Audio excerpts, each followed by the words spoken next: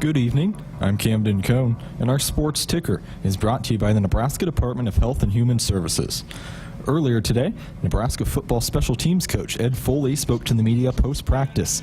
He talked about a couple of different topics, including being more aggressive in the punt return game. It was terrible. It's terrible. It falls directly on me.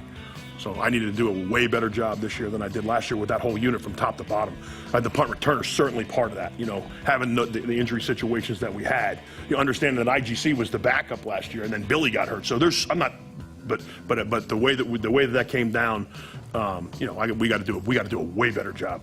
We got to come out of the games with an advantage in the net. When you look at the punters, like if we're gaining 40 yards a punt, then this is a Tom Osborne thing, right? So Tom wanted to, and we want to gain 40 yards on a punt, and we want to have 30 yards that they're gaining on the punt because of the combination of pressure on the punter and returns that we're going to have. So the formula that Coach Osborne set up years and years ago is still very valid today for us. So we have to win. That's a must for us, and that's a goal that Coach and I have been talking about.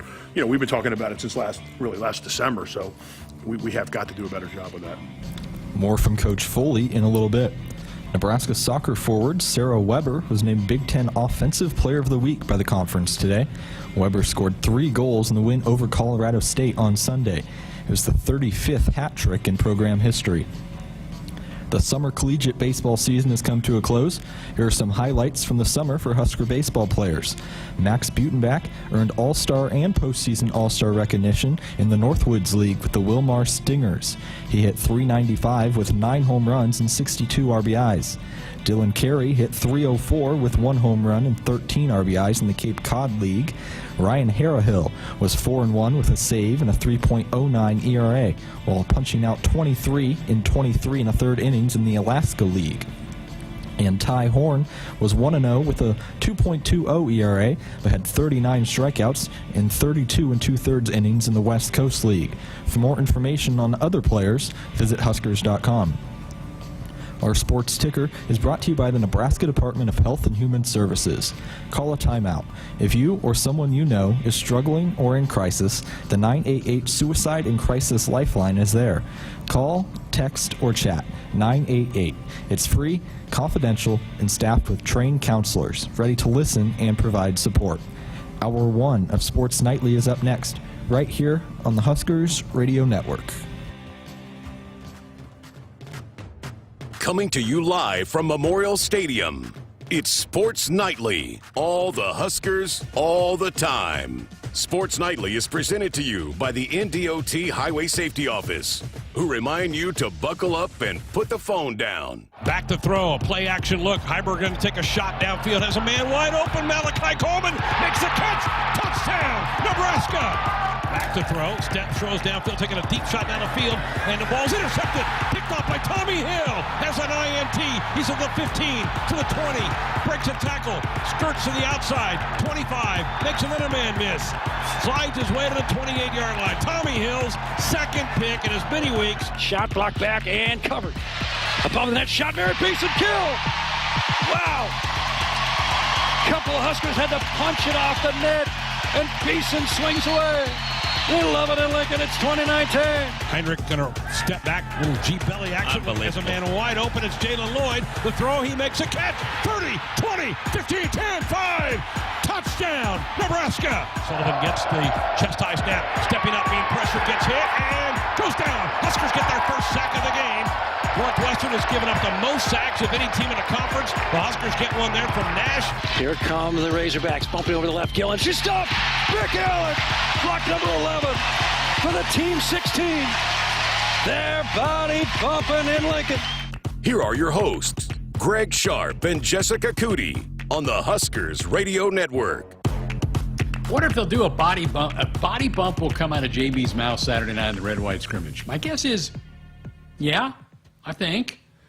We could put a little a Pepsi on the line for that, Jess, whether JB uses body bump on the opening broadcast of the year or not.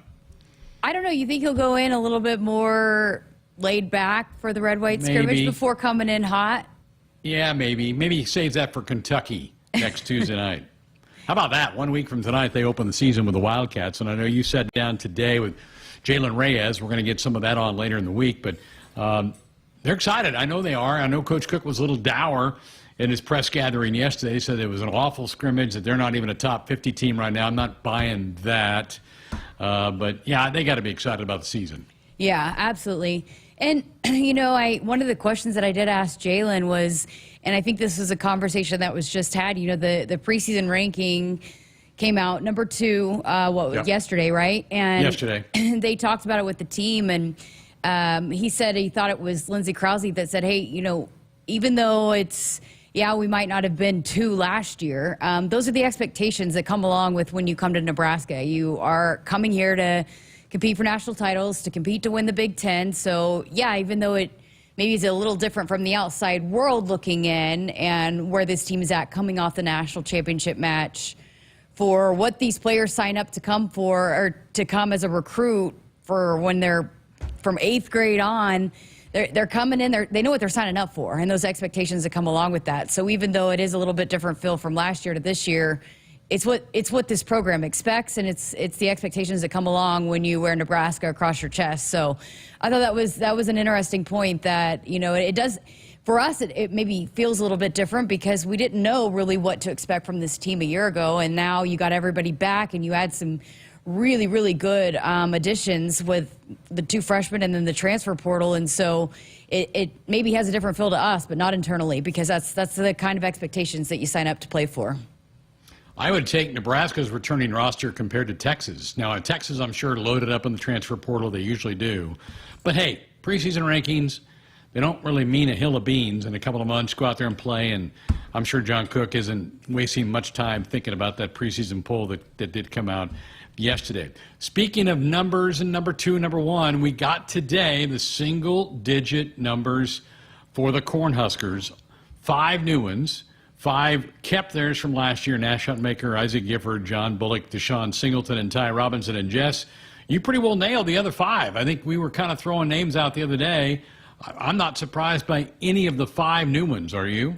I'm not surprised at all, and I don't even think that I'm surprised that there's that many defense, just because those are the guys that have been around, have been leaders, and have been consistent leaders, and they're just, tremendous voices for this program. And so I wasn't surprised. There's a lot of defensive backs, though, that's for sure, in that group. But those are guys that have been around, and, you talk about the guys that kept their numbers. And, this time a year ago, it was multiple linebackers. This time, it's multiple defensive backs because those have been the leaders that have been around. So, you replace Luke Reimer and a Nick Henrich with a Malcolm Hartzog and a Marquise Buford. And certainly Tommy Hill's been a guy that they have raved about, just him setting the tone and being a leader for those younger guys. So I'm not really surprised. I think those were all names, even Jamal Banks, that we had suggested could very well be those guys. Maybe, you would hope that there would be an offensive guy. I just think there's more, maybe those older guys and the leaders of the overall football program are on the defensive side of the ball, and some of the maybe more of the leadership guys on the offensive side of the ball are more of the younger guys. And so probably that's why some of the defensive players got the nod, I would imagine, in a team vote. We played the clip last night from Coach Rowe. He got asked Saturday after the scrimmage about the opposite corner of Tommy Hill. And he says, hey, all I know is, he goes, when I look out there and I see in the secondary Tommy Hill, Isaac Gifford, Deshaun Singleton, Marquise Buford, and Malcolm Hartzog, he goes, I sleep pretty well at night with those guys. So the 5 newbies, Jamari Butler gets number 1, Marquise gets number 3, Jamal Banks, you referenced him, the wide receiver transfer, number 4. Tommy Hill gets 6, and Malcolm Hartzog gets number 7. So those are the 10, and again, no big surprise. I like this. I really like this new tradition that Matt Rule has brought from Temples, where he picked it up from Al Golden years ago. But I like this, and I think the team does too, because it means something to them to acquire one of these. And we don't know, Jess. Maybe if Ben Scott got voted, but offensive lineman can't wear that. That doesn't come out, but maybe that happened. But he can't obviously wear a single-digit number. But you'd have liked to have seen the mix a little bit more 50-50 offense-defense. But right now, I think the strength of this football team and the experience of this football team is more on that side of the ball. Yeah, absolutely. And I think eventually it probably will even out. But I just think right now, when you look at look, 5 of those guys that were coming back got to keep their numbers. There were only 5 available. And so, those 5 that were coming back were all defensive players. And then when you talk about the other guys that are stepping up, I'm just not surprised at all that Marquise Buford is one of those guys. And I'm not surprised at all that Malcolm Hartzog. It's just those are guys that have been around and have been vocal leaders. And the defense certainly was the overall leaders of this team a year ago. And so I just think when you have that amount of returners on the defensive side of the ball that are coming back, that have been around the program and are such great, incredible leaders. And then on the offensive side of the ball, maybe some of those guys have just transferred in, which Jamal Banks has done a tremendous job leading, but it just maybe a little bit newer faces and a little bit younger faces that not really surprising that the nod goes to the older defensive players, because those are the guys that have been around and that have been the voices and have just been incredible leaders. So it's a good group, and I think they'll continue to really take pride in that. I know for a fact that Jamari Butler, that was something that he really wanted. He really wanted it to be one of those single-digit guys. So I think the more that tradition grows, the more that they take pride in it, and it means a lot to be one of those guys that gets those numbers year in and year out. Well, and let's be honest. We expect QB1 to be a true freshman, right? I mean, and that's probably hard for them to get a single digit. That will probably happen in 12 months. I mean, if Dylan has the kind of year we all think he's going to have, he probably hangs on to that and gets that single digit next year. But it's kind of hard to, and I know they did it with Jeff Sims last year, the transfer to the program, but it's hard to give Dylan one, I think, until he plays a snap. I mean, right? I mean, I think he's got to kind of earn it on the field a little bit, too, like these other guys have. And obviously, Jamal has not played for Nebraska, but he put up such great numbers back in the ACC. And he has displayed great leadership since coming on. I remember Coach Rural all the way back in late January, February, talking about, man, Jamal Banks is doing everything right. He has come in and he has jumped in both feet into this program. So they were raving about him 7-8 months ago when he jumped on campus. Well, and here's my thing, too, about, the quarterback situation is I think it'd probably be really hard for some of those guys that have been in the battle and Heinrich Harburg won this locker room over a year ago, with the way that he battled through. And so I think it'd probably be a difficult vote, despite maybe knowing who the starting quarterback is going to be, giving it to, Dylan over someone like Heinrich, who has certainly been a leader and has been to battle with a lot of these guys. So I can imagine that when you're voting, if you can only vote one, that it'd be hard to vote for either of them, being that the history with Heinrich and that, Dylan's probably going to be your starter, but he's just a freshman. So I think probably for a lot of those guys that have been in the trenches with Heinrich, probably not something that they wanted to vote, giving it to a true freshman when you do have a Heinrich Harburg in that room. Two things we've been waiting on this week: the single-digit numbers, and when will the quarterback be announced? Maybe tomorrow night. We do have our first football show tomorrow night. The head coach will be in studio this hour tomorrow night, so maybe he's going to drop it on our airwaves tomorrow night. That'd be kind of fun if he does that. So he is not scheduled to meet with the media again until the end of the week, so this is kind of his only media appearance. Will be with us tomorrow, so we'll look forward to that. So get your comments, questions ready. We'll have text line wide open for you tomorrow night if you have some questions for the head football coach tomorrow night. Obviously, the YouTube chat will be open and available for you to fire comments in there at us tomorrow night as well. We do start our coaches shows this week. Football tomorrow. First volleyball show Thursday. John Cook will be in studio on Thursday night. First AD show next Monday. Troy Dannon will be in studio next Monday. He'll be on once a month. But tomorrow night, the head coach himself will be here for one of his appearances during the fall, so you will not want to miss that tomorrow night. All right, here's what we have on the program tonight. Practice report coming up here in a few minutes. Special teams coordinator Ed Foley met with the media today, gave us an update on Tristan Alvano's status. How close is he to being ready to get back on the field and compete? And is he the number one kicker? We'll get all that from Coach Foley coming up here in a little bit. Hour number 2, we're going to hear from Jaylen Lloyd, coming off a terrific freshman season where he really lit things up with those big pass plays for Nebraska. Then did a good job going out and running some track for Justin St. Clair. So we'll hear from Jaylen coming up in hour number 2. And everybody's favorite DB, Damon Benning, will be along in hour 2 as well to give us his take on how camp is going. Now we're inside of 2 weeks for the opener. with UTEP. And we want your thoughts, reactions, everything as well. 402-413-2400. Phone lines, text lines, always open and available for you. We'll come back and give you a practice report with Ed Foley next. It's the Make It Ford Summer Sales Event at your Midwest Ford dealers. Get 0% financing or up to $4,250 bonus cash on F-150. Amazing offers and a great selection of the best-selling trucks in America for 47 years. Ford F-Series. These are the deals you've been waiting for, so don't wait. Make it Ford. Make it yours. Make it now. Get 0% financing for 36 months or up to $4,250 bonus cash on a new Ford F-150. Now, only at your Midwest Ford dealers.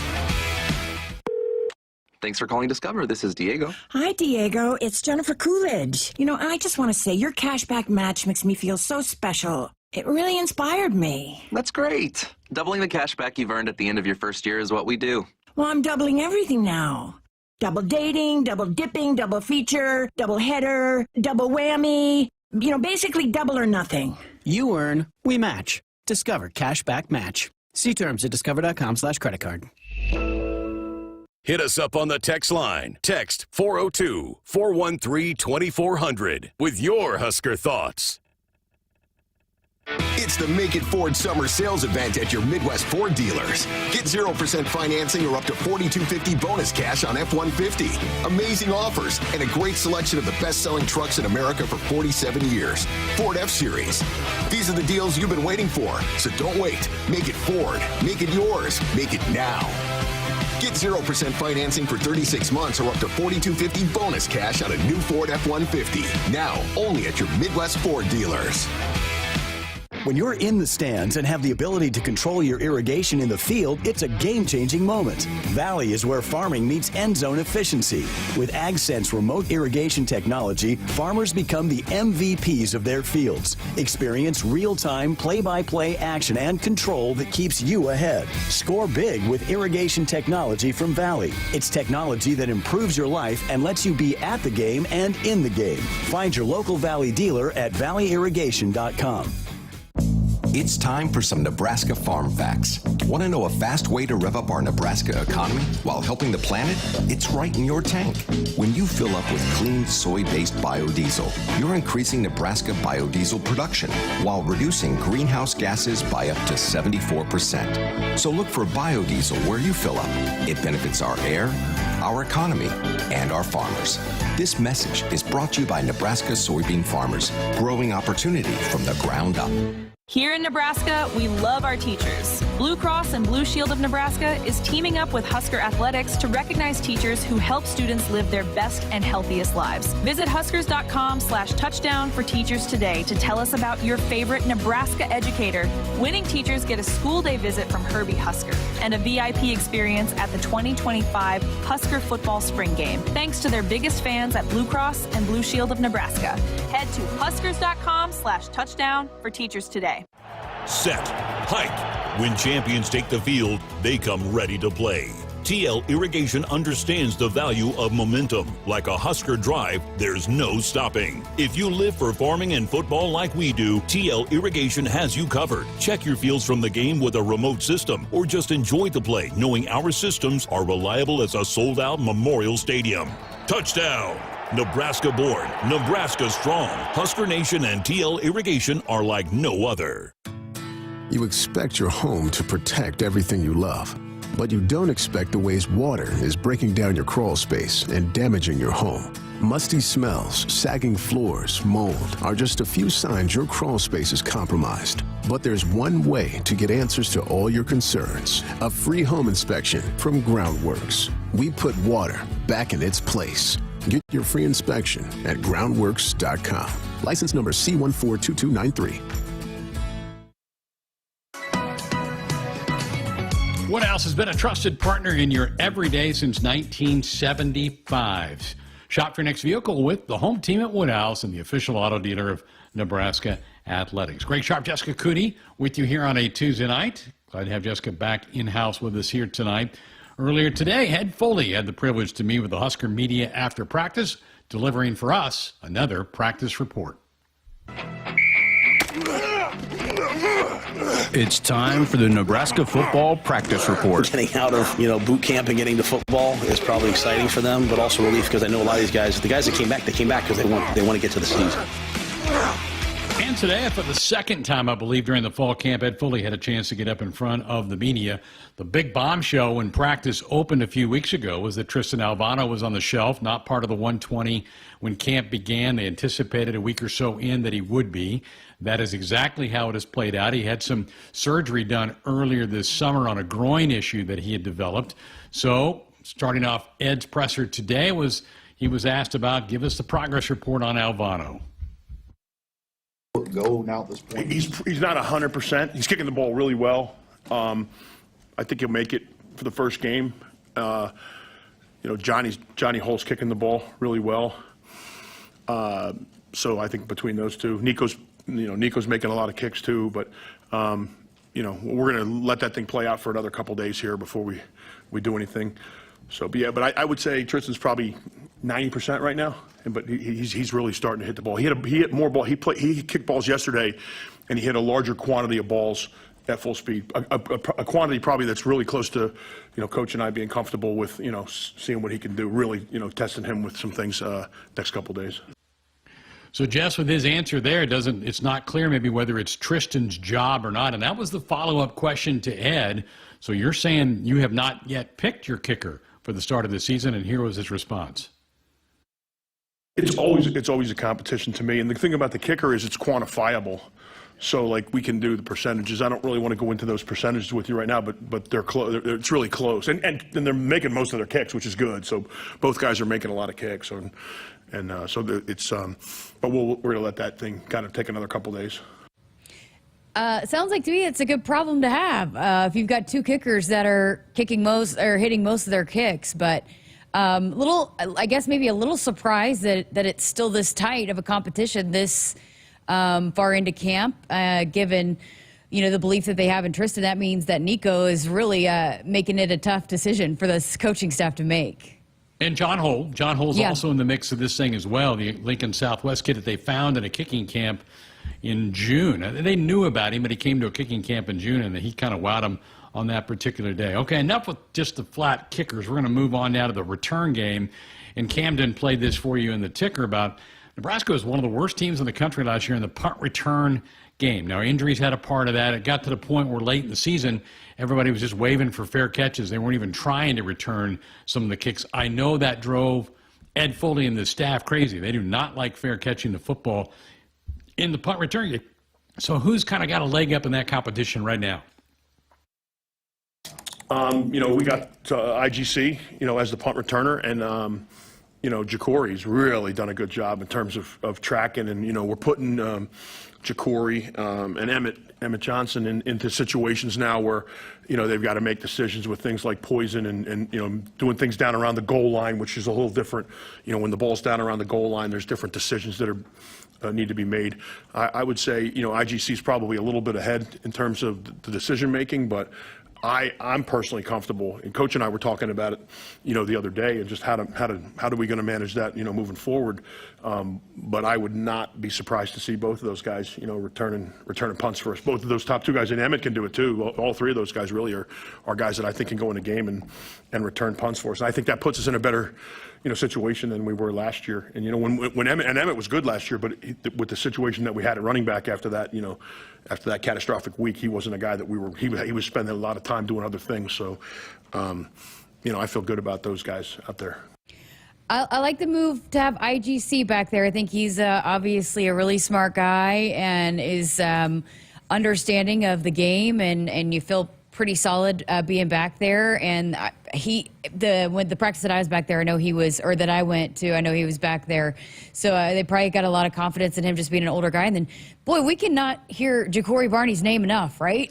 He just keeps coming up over and over again. He has made a name for himself over the last few months, but I think he could probably be, just from my understanding and what we've seen and from what we've heard, it sounds like he's going to be just an electric playmaker. So that gives you an option back there for somebody who could maybe rip off some big returns.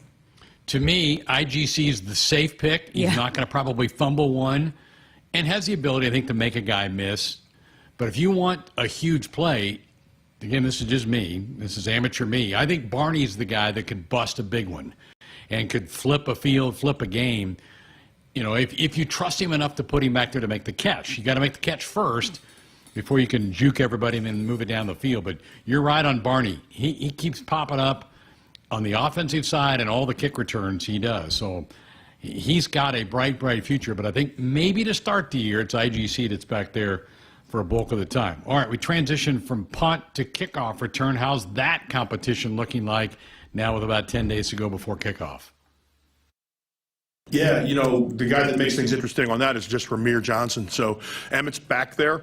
Emmett's we have a returner and an off returner, so we have two returners back there. So, you know, Emmett's going to be back there. It's just a matter of whether he's the actual returner. Now, you know, there's some schematics to that of trying to figure out where they're kicking it and putting the guy in the right spot. I'm not big on the schematics, so I'm not like having those guys look and see the direction of the kick and switch them. So if the ball gets kicked to Emmett, he's got to return it. He'll be one of the off returners that we'll have, and then, you know, Jacory's a factor in that as well. Jacory works his tail off, like he's out there. Like he really wants to be the returner, which is really great for a young guy. But it's also like there's an experience level.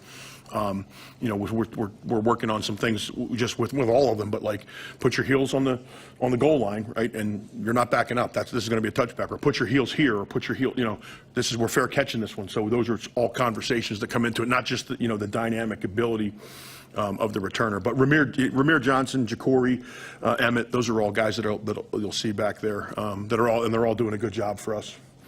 I knew there was no way they were going to keep Ramir from being a part of that conversation. You know, he loves special teams. He takes a lot of pride in that, and we saw him have a couple electric returns last season, and so hopefully he can build off of that. And you know, unfortunately, he got injured on a return, but you know, he loves that part of the game, and I knew he'd fight to get an opportunity back there. And there's Jacory yet again in that conversation. So I like that group. You know, now it'll be interesting going back to the punt return is hopefully, you know, once they get the opportunities, they know how to read the situations, when to be aggressive, what to do to be able to put the team in a better field position, and just it's so much understanding and feeling the moment. And so you know, I think that's probably what they're looking for is guys that know what to do when in that situation more than just catching the punt. There's a lot that goes into it, and so hopefully they got some guys that they feel like can do better in that area than they did a year ago. Jess, with both Ramir and Emmett, it all depends on the health of the running back room, right? I mean, as long as the running back room stays healthy and you don't have bodies going down, you can use those guys in those special teams cases. But an injury, and last year we got hit by the injury bug. Started with Ramir, and then Gabe goes down, and so then you're like, well, we got to protect Emmett. We got to have somebody carry the football in the offense, so we had to take him off all the special teams roles. So much of this depends on the health of the rooms that these guys play in, whether they can be a big factor in special teams. By the way, I am kind of surprised that other than Jacory, there's not another wide receiver in that conversation, being the amount of bodies and just playmakers that are in that wide receiver room. I'm kind of surprised that there's not another one or two wide receivers in that conversation. Yeah, he mentions IGC, but you're right. After that, it's just those two, and there's so many guys that have, like Jaylen Lloyd. Is Jaylen Lloyd not got his burning speed to be back there?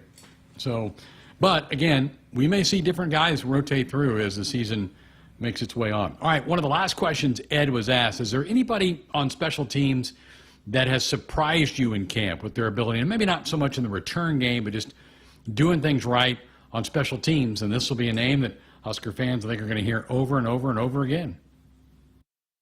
You know, the guy that's doing a great job for me, and this is all, I have to obviously get all this through Coach Rule, but like the young guy for me is Carter Nelson. Like Carter Nelson is a really, really good football player. Like we all know he's talented, but like he has a really good sense of how to play football. There's a sense of, you guys have heard me say this before, like on special teams, of knowing like how to position your body and how to set up for blocks, and you know how to and be obviously super competitive doing it.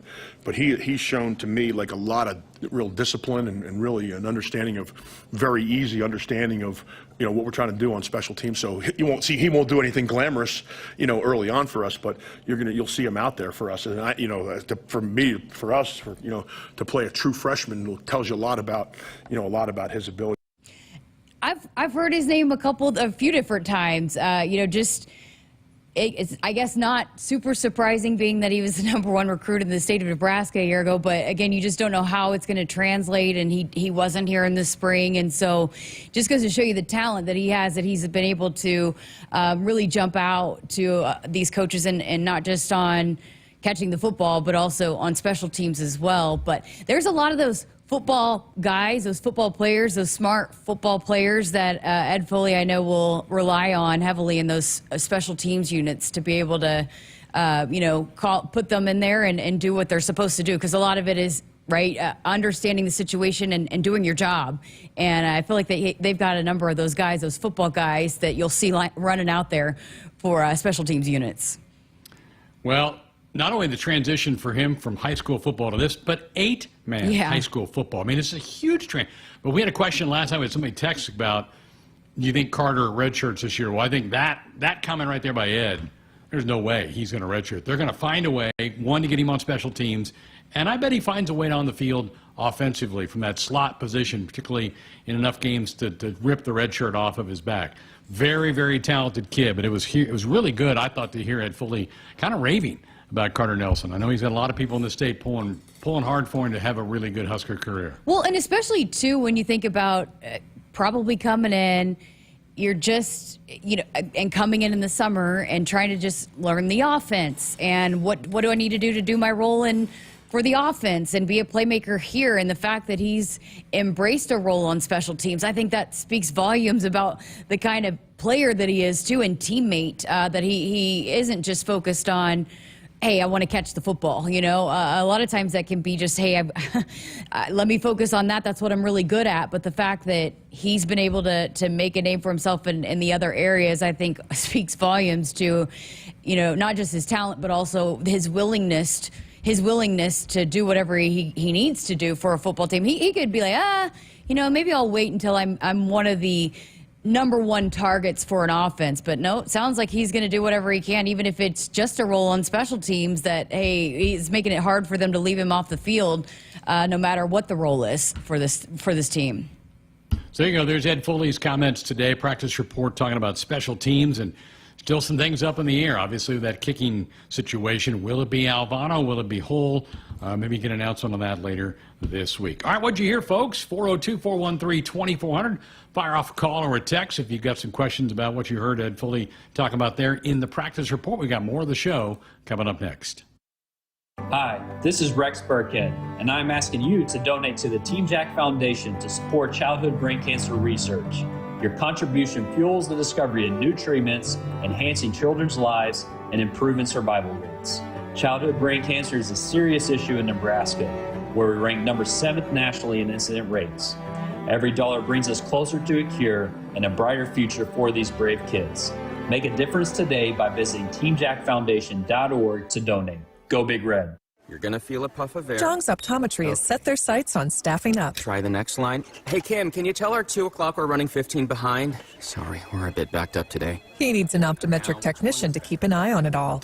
Where are the dilation drops? Indeed can help him hire great people fast. I need Indeed. Indeed you do. You can schedule and conduct virtual interviews all from your employer dashboard. Visit Indeed.com/credit and get $75 towards your first sponsored job. Terms and conditions apply. Hit us up on the text line. Text 402-413-2400 with your Husker thoughts. Noddle Companies proudly supports the Huskers Radio Network. As a full-service leader in commercial real estate, we create thriving communities. Discover what's new in the Builders District in North Downtown, Noddle Hospitality's latest venture in Aksarben Village, and the contemporary living of row house townhomes on Leavenworth. We're welcoming world-class concepts from men's fashion and great eats to gorgeous homes and green spaces, all professionally managed by Noddle Services. These are the Noddle Companies, building a better Nebraska. For more information, check us out on Facebook and Instagram. Live reports of polar bear on the loose. Man, is it cold enough for a polar bear in here? Yes, we use SOS. Come on in. SOS to the rescue! Nebraska defensive lineman Nash Hoving here. People know me as the polar bear, and when I want to stay cool, I call SOS. Their techs don't make commissions, so they give you an honest opinion, fair pricing, and longer warranties than the competition, guaranteed.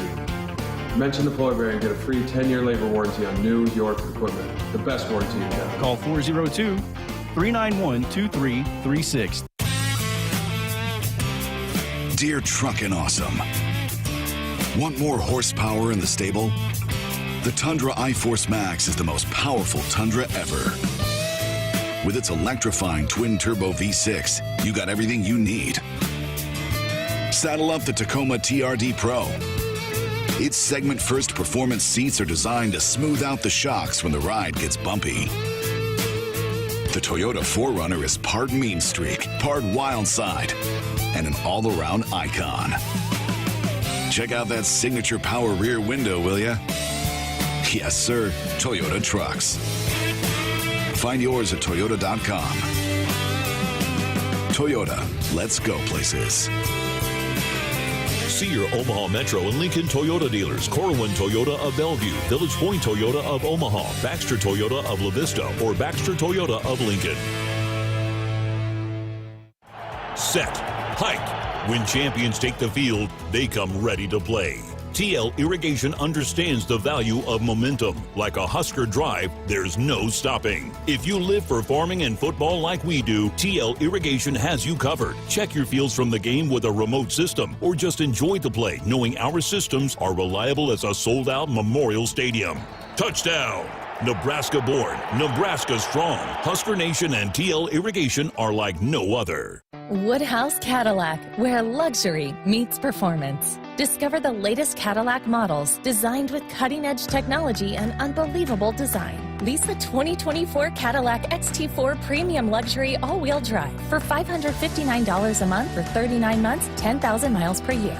With approved credit, tax, title license extra, must have current GM financial lease, $1,500 down or trade equity, plus first payment and $299 doc fee due at signing. Retired courtesy vehicle. Offer expires 8/31/2024. See dealer for details.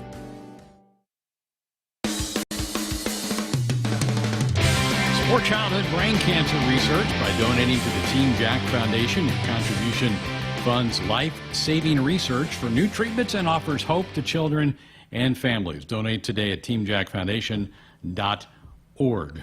Greg Sharpe, Jessica Coody, back with you here on a Tuesday night. Hope you had a great day today. We're motoring our way closer to kickoff. We're very close to the red-white scrimmage. Husker soccer back on the pitch Thursday night against Duke at 7:05 at Hibner Stadium. Congratulations to Sarah Weber, named it today the Big Ten Player of the Week. She had that hat trick Sunday against Colorado State.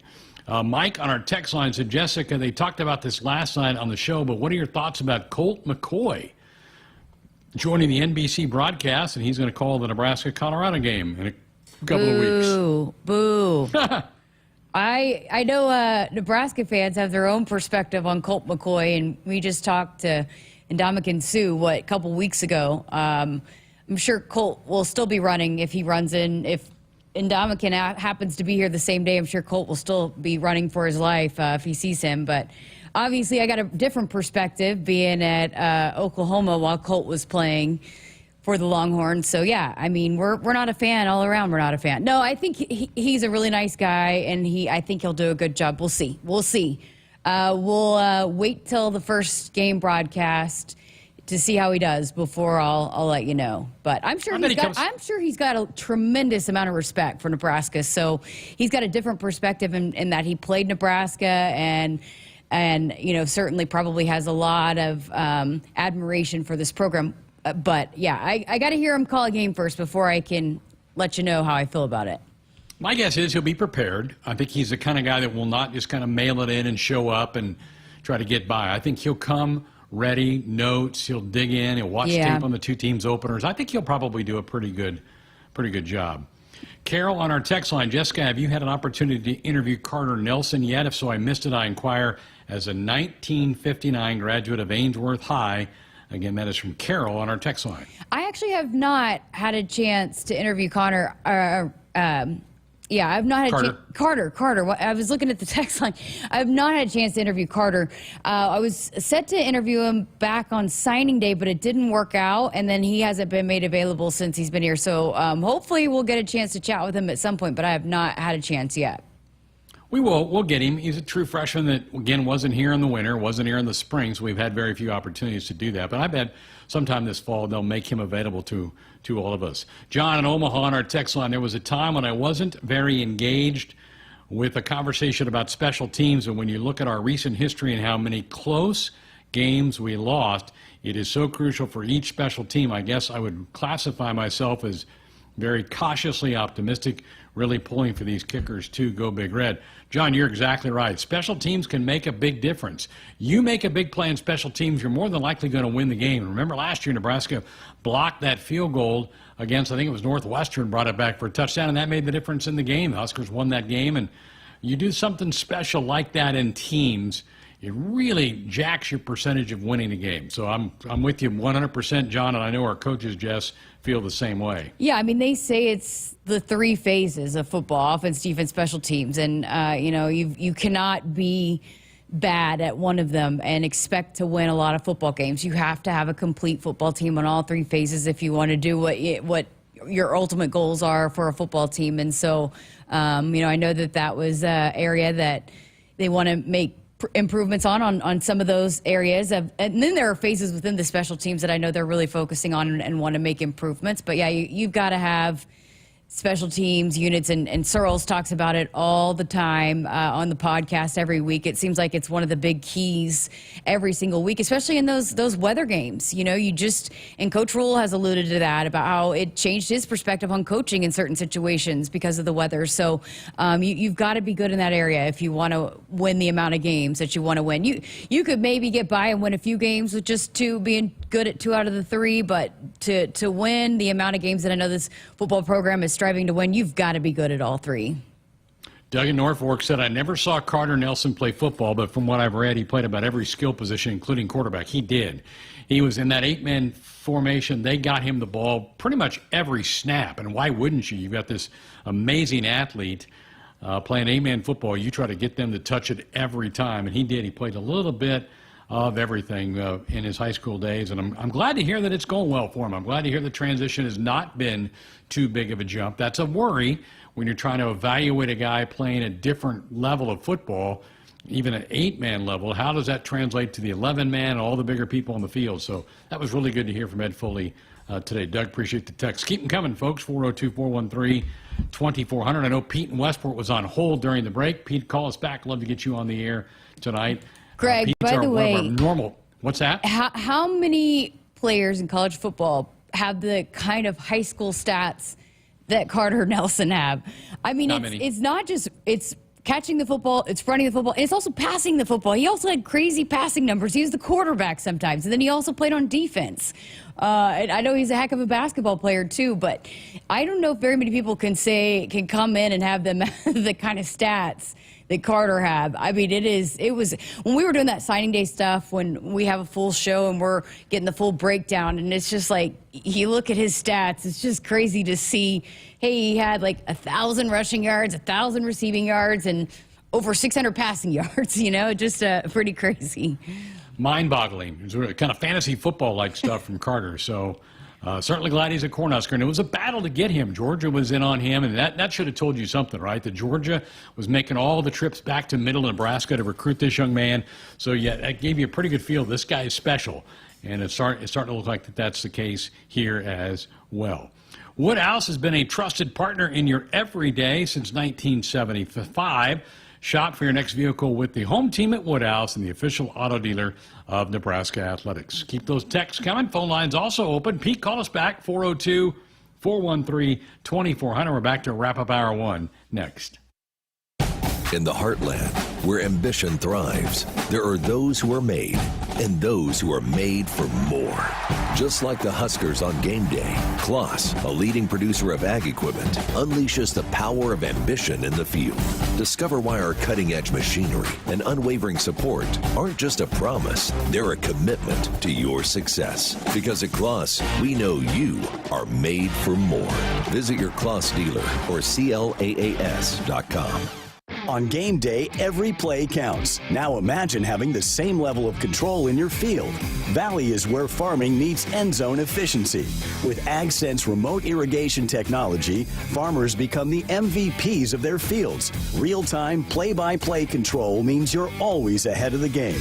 Score big with simplified irrigation technology from Valley, improving your life both on and off the field. Find your local Valley dealer at valleyirrigation.com. Hit us up on the text line. Text 402-413-2400 with your Husker thoughts. Hurry up, dude. The game's about to start. Nothing beats spending the day watching the game with your buddies. Dude, I'm literally right here. Let's do this. Which is why a shelter insurance renter's policy is key to your winning game plan. It protects things your landlord's policy doesn't. Dude, where's your TV? What? No way, dude. Like that flat screen TV that just got stolen. See shelter agents Jeff Bond or Reed Duvall in Lincoln, or Agent Victoria Watkins in Nebraska City. Shop Woodhouse Chrysler Dodge Jeep Ram in Blair and Bellevue during the Make This the Summer event going on right now. Receive 2.9% APR for 84 months on the 2024 Jeep Wrangler 4xE. Visit one of our 2 convenient locations in Blair or Bellevue, or start your car buying journey online at WoodhouseCDJRBellevue.com or WoodhouseChryslerJeepDodge.com today. This is Woodhouse with approved credit, tax, title, license extra when financed with Stellantis Financial Services. Offer expires 09/03/2024. See dealer for details.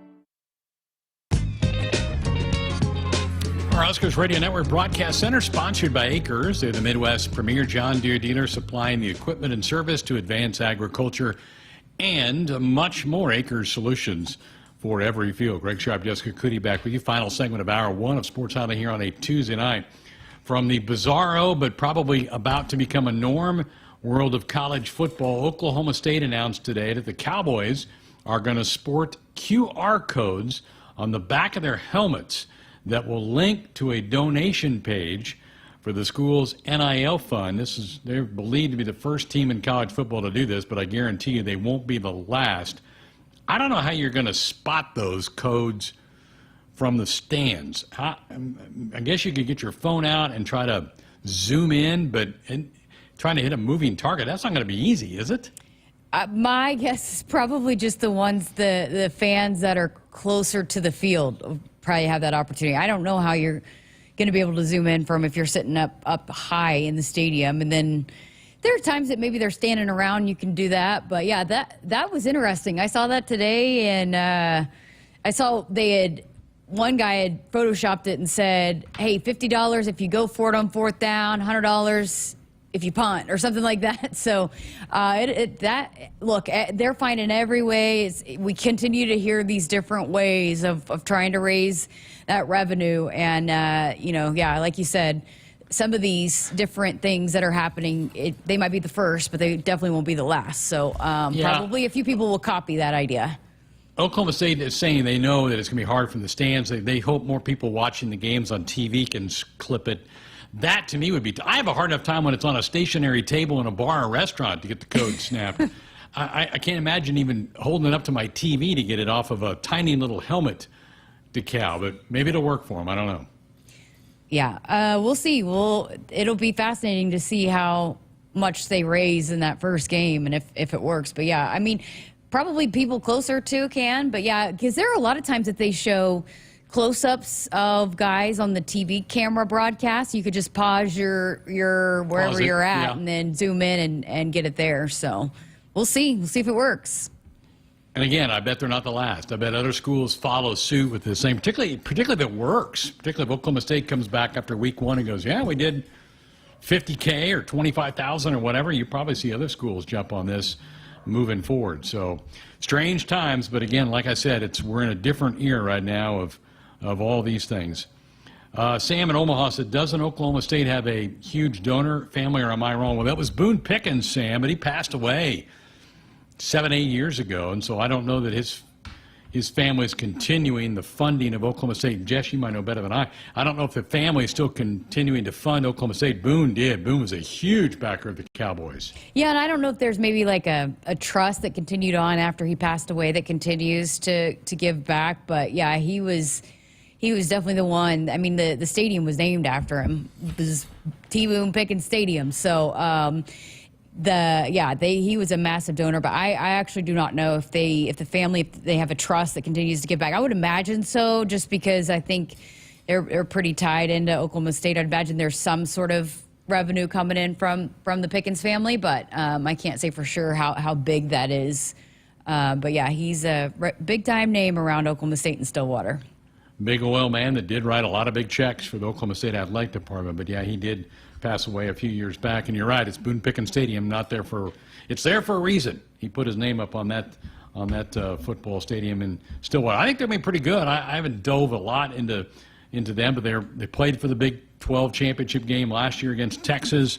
They got a lot of guys back. I think that's going to be a pretty interesting league with Utah, who I think is really good. K-State should be good. Kansas should be pretty good. I think Iowa State was checking out their schedule the other day, and I like their quarterback. I think they're going to be pretty good. In fact, I texted you and Jeremiah, but I think they're capable of going into Iowa City week 2 and beating the Hawkeyes. I think the Cyclones are good enough to go get that done on the road. That'll be a week 2 game, same week as we're playing Colorado, so that could be about one of those upsets. Don't take that on my pick, Jess, when we do that game in a couple weeks. Hey, we had some folks asking about picks. We're not doing them this week. We're going to start next week, right? Right. Yeah. Right. And I tell you what, they are Big Ten picks. So for these first couple of weeks, it's probably only going to be Big Ten games because there's so many of them. Yeah. Now that we have 18 teams in the league, we probably won't be able to sprinkle in some other out-of-conference games, but it is sold on the premise that it's a Big Ten game prediction. All I got to until we say get into conference is thank goodness there will be no Pac-12 picks this year. Woo. They just chewed me up last year. I could not get any of those picks right with Pac-12. Well, but now you got them in our league. So how are you going to do with picking USC and UCLA and Oregon in our league? We'll see. I saw today that Joel Klatt had said that USC, they need to make it to the college football playoff this year. There's a lot of pressure on that program this year. I don't think they do. I mean, I think that's a tall task. They play LSU in the opener in Vegas. They play Michigan, I believe. They got a hard schedule. I don't think they make the top 12. I don't think they make the top 3 in our league, but might be wrong. We're almost at the end of it, Jess. We're almost through talking season where we can really talk about games on the field, and I don't know about you, but I'm ready for that. I'm over it. Yeah. I feel like this has taken so long to get through this fall camp this year. I don't know. But, yeah, I'm ready to start talking about a game, diving into game planning, and have some games to talk about. I know they need every single day, and they'll tell you they need every single day. But me, personally, I'm ready for us to be done with the prep and be ready to kick this off. I am done with talking season, that's for sure. It's been longer than normal, I feel like, this year. At least we're getting coaches on. Head coach Matt Rural in studio tomorrow night for hour 1 of the program, his first football show of the fall. Our first volleyball show with John Cook will be Thursday night ahead of their red-white scrimmage on Saturday. Then they travel to Louisville next Tuesday for their first match against the Kentucky Wildcats. So the talking season is basically kind of coming to an end, thank goodness, as Jess said. And now we let the coaches do some of the talking, and we'll be getting bumped off a couple times next week, in fact, because of volleyball broadcasts of JB and Lauren. Tuesday and Friday next week we don't have shows. I'm okay with that. I'm okay ceding that over to JB and Lauren and calling some actual Husker sporting events. Wow, fast hour, good hour. Coming up next hour, Jaylen Lloyd. Jess had a chance to catch up with him, and then she's going to talk to Damon Benning, the color analyst for the Cornhusker Network. We'll have that all coming up in hour 2.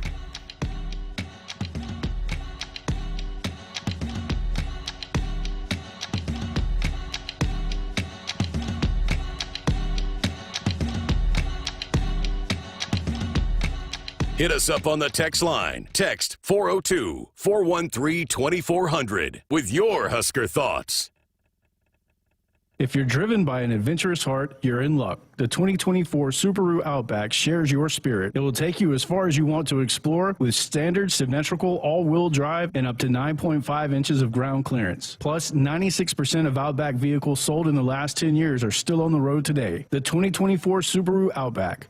Go where love takes you. Longevity based on Experian automotive vehicles and operations versus total new registrations for model years 2023 to 2022 as of December 2022. You expect your home to protect everything you love, but you don't expect the ways water is breaking down your foundation and damaging your home. Cracks in walls and uneven floors are just a few signs your foundation is compromised. But there's one way to get answers to all your concerns. A free home inspection from Groundworks. We put water back in its place. Get your free inspection at groundworks.com. License number C142293. Nebraskans are choosing chiropractic for better health. Why chiropractic? Because it's safe, drug-free, and a cost-effective treatment option for back and joint pain. Plus, all generations can benefit from natural chiropractic care. Choose chiropractic first for pain relief or to improve your mobility, athletic performance, or overall wellness. Make chiropractic your first choice for better health and find a chiropractic physician near you at nebraska-chiropractic.org.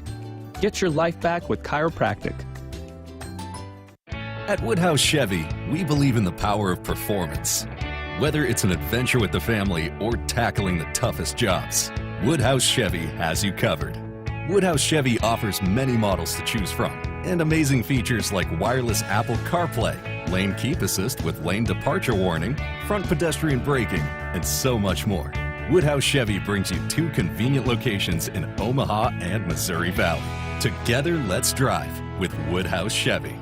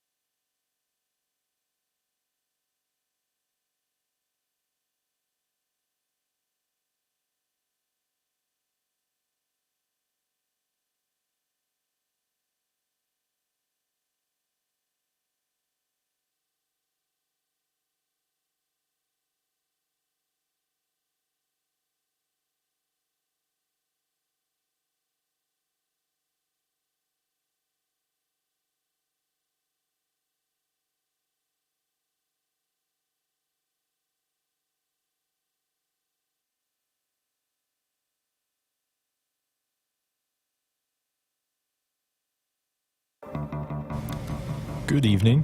I'm Camden Cohn, and our sports ticker is brought to you by the Nebraska Department of Health and Human Services. Earlier today, Nebraska football special teams coach Ed Foley spoke to the media post-practice.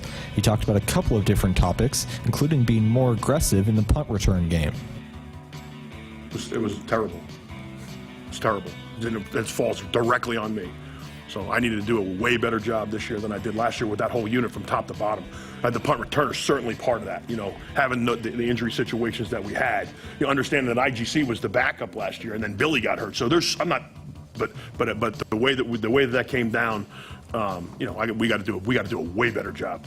You know, we got to come out of the games with an advantage in the net. You know, when you look at the punters, like if we're gaining, you know, 40 yards a punt, then, you know, this is a Tom Osborne thing, right? So Tom wanted to, and we want to gain 40 yards on a punt, and we want to have 30 yards that they're gaining on the punt because of the combination of pressure on the punter and returns that we're going to have. So the formula that Coach Osborne, you know, set up years and years ago is still very valid today for us. So we have to win. That's a must for us, and that's a goal that Coach and I have been talking about.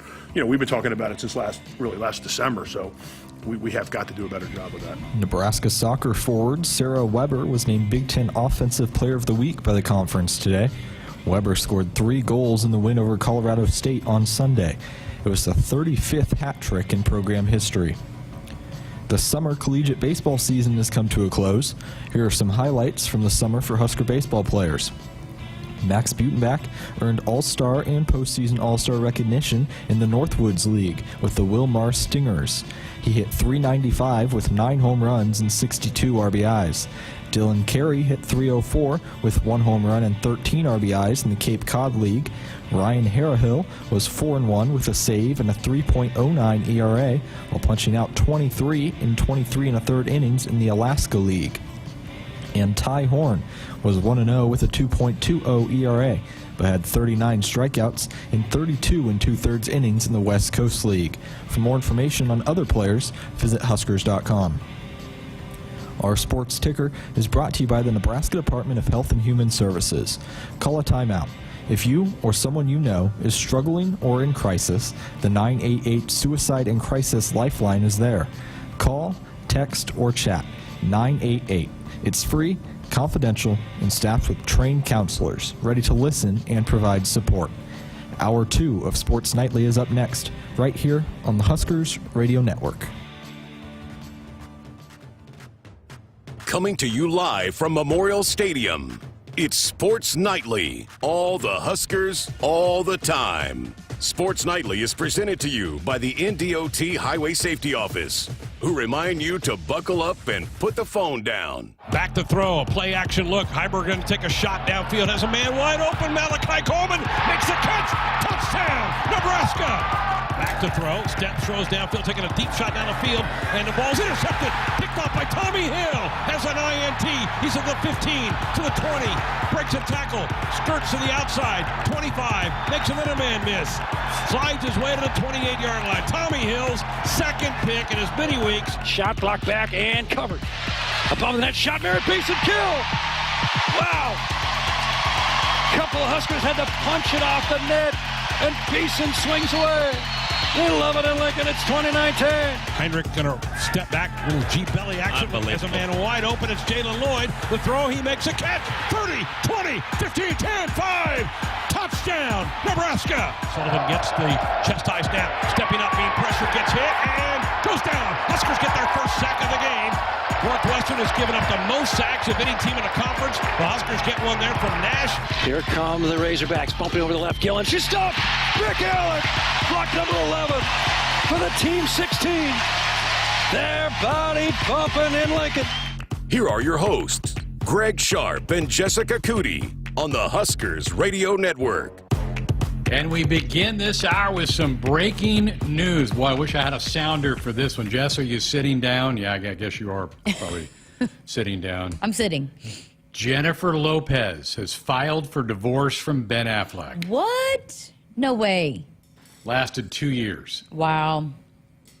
She goes through so many relationships. Right? It's crazy. Seems like every couple of years she's with somebody else. Like, wasn't she just with A-Rod? A-Rod, yep. Yeah. Mark Anthony was one of her husbands. She had a couple children with Mark Anthony, the singer.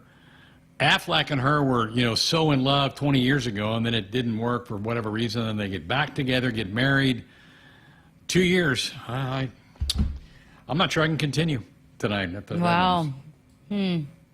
Heartbreaking. I guess probably news you maybe expected to hear, but also didn't expect to hear on this Tuesday evening. Yeah.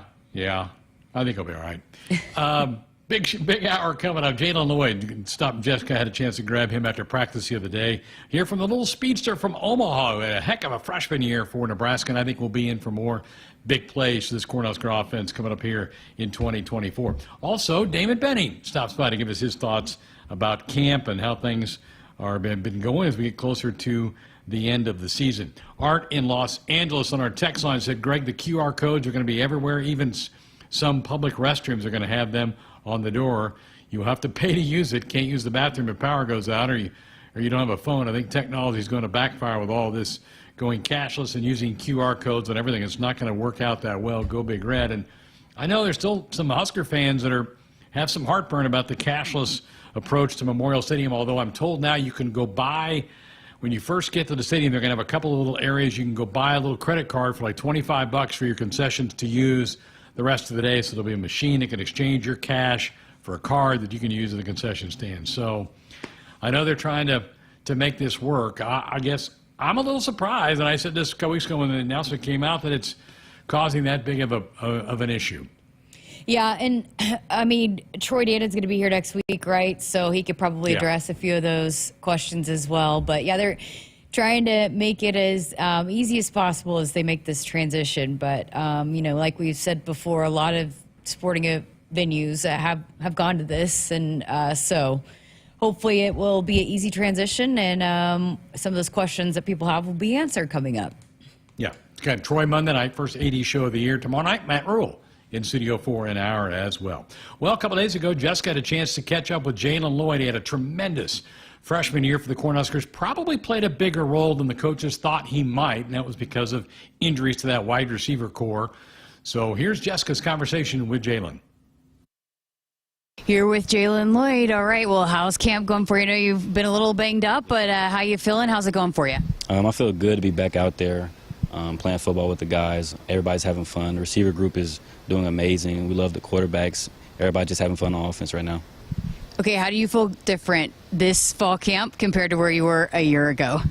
This fall camp, I feel like I know a lot more. Almost feel like I'm in a leader role now to the younger guys like Jacory and Keelan. And I just feel like keep going my game with the older guys, with Jamal and Isaiah. Okay, so, you obviously played a big role last year, then you went through spring for the first time. How do you feel about, just what you can provide to this offense? How much more confidence, I guess, do you have in the role that you're going to play this year for this offense? Yeah, I feel a lot of confidence going into this year. I want to be a big play guy, not just one type of big play guy. I'm talking about, like, end of the game, third down, just every down receiver, and a guy that we rely on to make big plays. What goes into that, becoming that guy for this offense? It just you got to come out here every day and be that type of guy. You can't have off days, and if you do have an off day, that you make sure that next day is amazing. Like, you got to stack days and just work and know what you're doing. You feel like you've stacked some days? For sure. Yeah.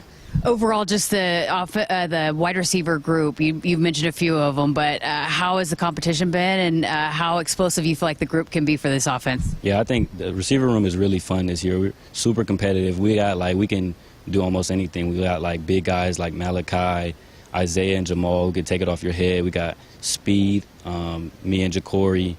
We just do everything. Wood is good in the slot. So, yeah, we can do everything. How do you guys feel overall just, settling into this offense now, throughout fall camp, just the progression of it and being where you want to be? Do you feel like you guys are where you need to be at this point throughout camp? For sure. I think we're I wouldn't say we're exactly where we want to be, but we're working to get where we want to be, and everybody's trusting it and everybody's getting more confident.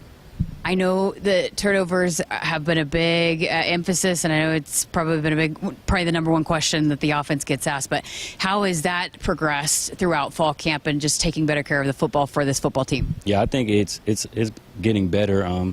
Just us players holding each other accountable, less of the coaches doing it, because when it comes from your teammate, it means more to you. So I just think that as a group, we just band together and got to stop the turnovers together. What does that say about where you guys are as a football team, that you guys can challenge each other that way, and there's no hurt feelings in that regard?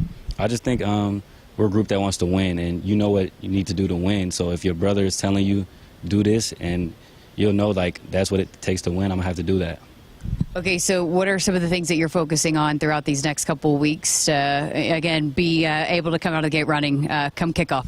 Yeah, just improving my craft as a route runner, knowing the plays from every position, like slot, outside.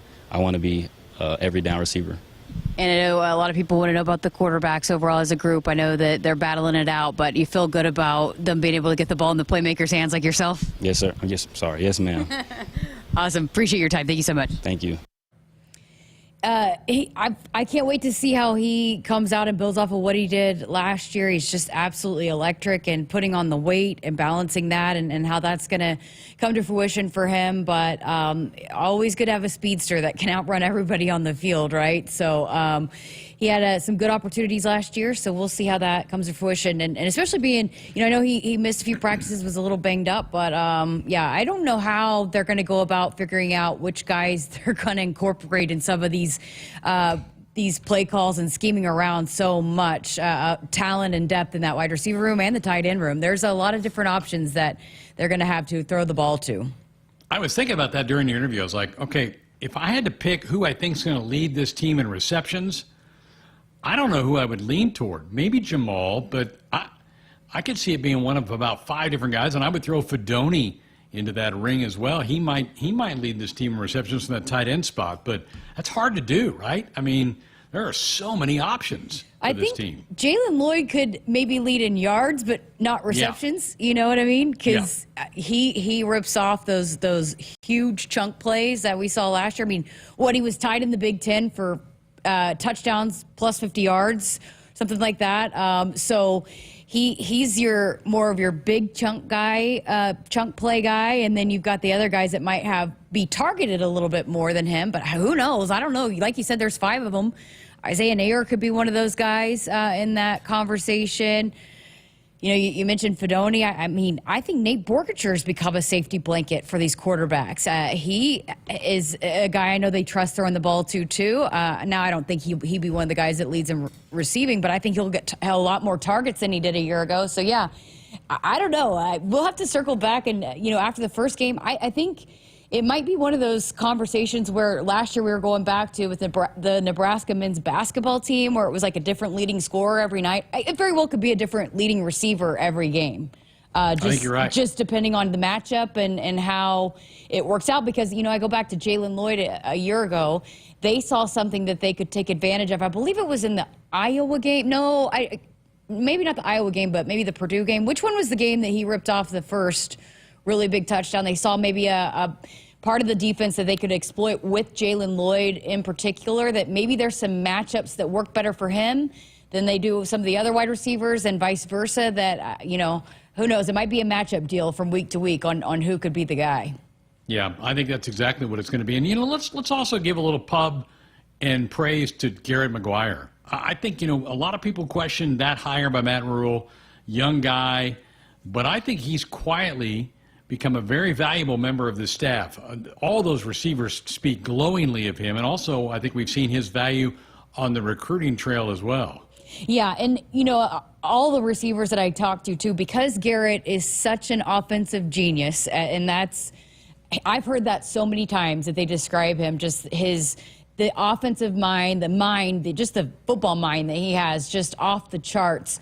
But because of his offensive genius, he played quarterback, just how he's able to break down film with the guys, too. They just say it's just they're able to learn so much with that. So hopefully that's something maybe one day we will be able to get a sneak peek on with these Chasing 3 documentaries, or something that we could watch a film breakdown with Garrett McGuire, because that is something that all of them have brought up, too, just being able to get in the film room with him and how he's able to pick apart film and dissect it to be able to point out different parts of, maybe it's route running or seeing what the defender's doing, just all all the nuances that go into being able to separate yourself in any given situation that they just say he's unbelievable at. So, yeah, I think there's a lot of different things that he does well, but I think that's a big, just the development and being able to get those guys to separate themselves in a way too. I think, yeah, absolutely a great hire. And those wide receivers, they love him. They love him.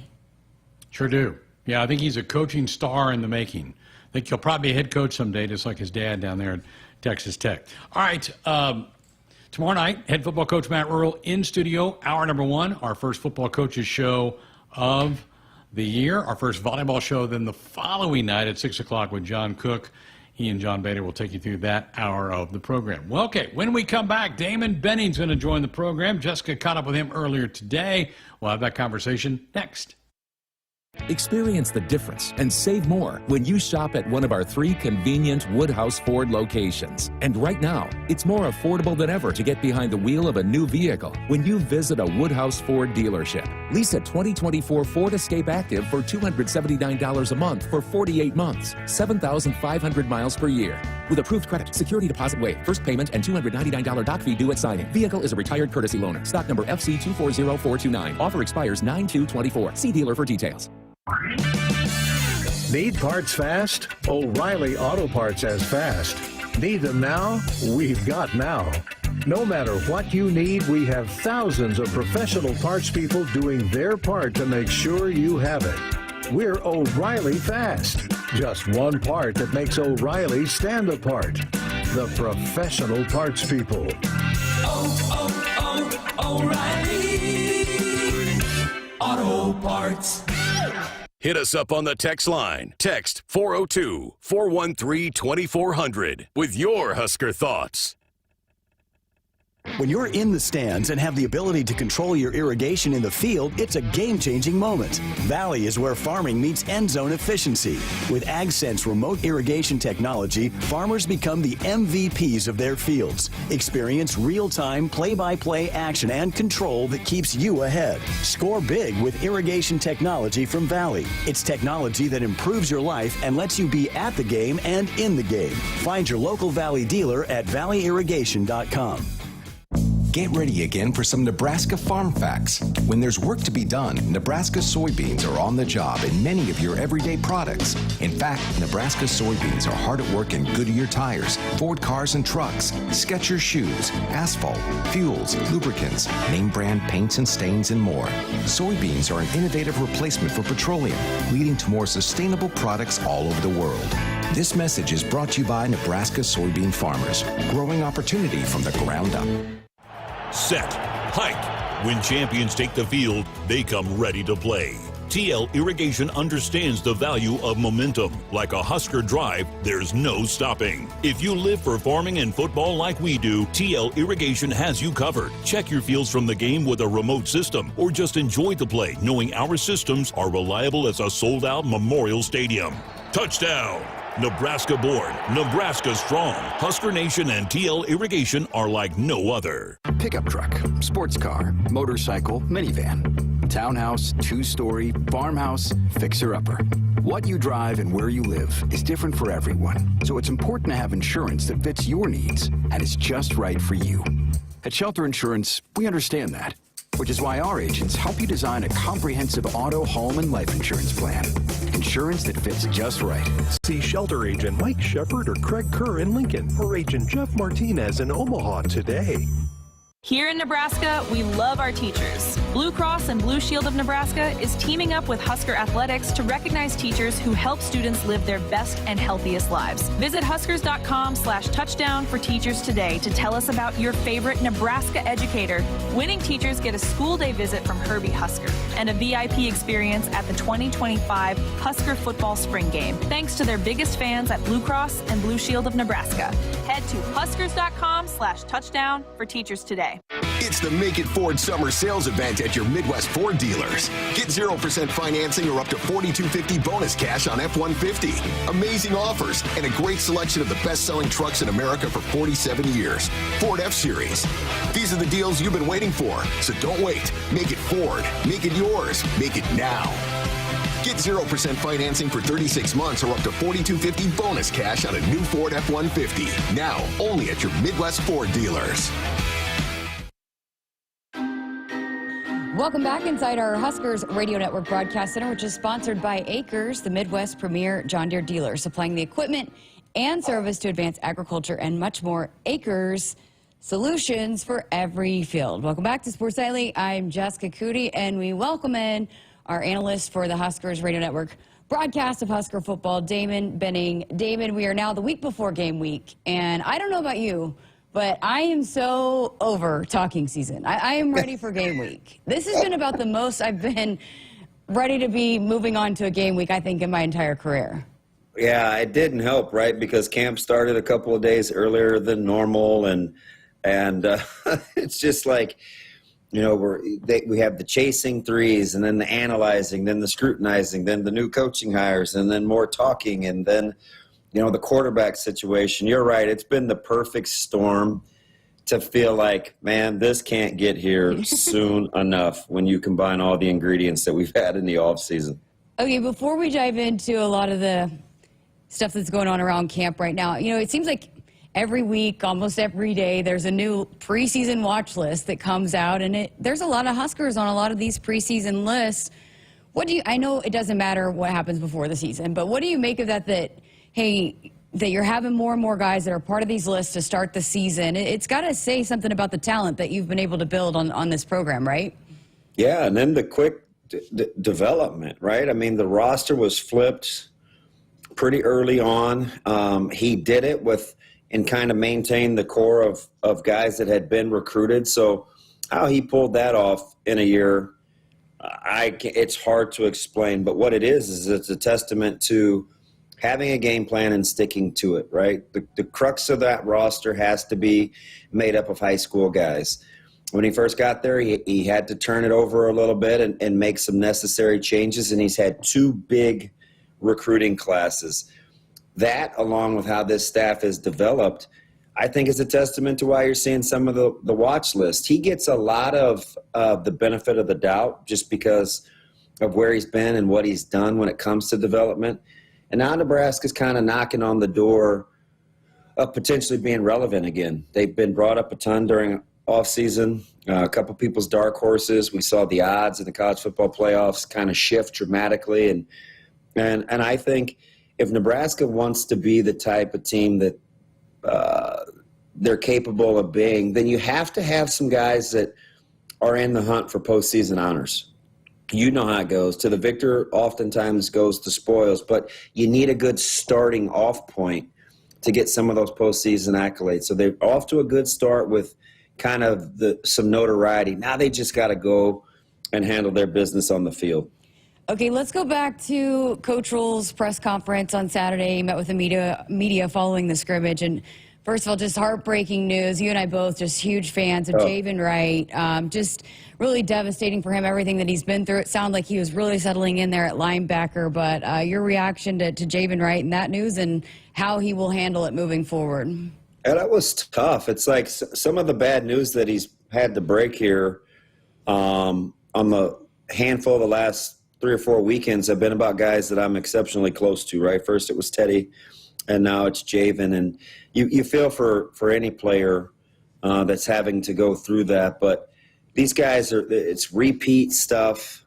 They've had a hard time staying healthy. We thought that they were just getting ready to turn the corner and blossom. So I think for Jaylen, if anybody can handle the situation and continue to keep putting one foot in front of the other, it would be a guy like Buda Wright. But you know, on a personal note and on the team note, it's devastating for a guy that was penciled in to be a starter.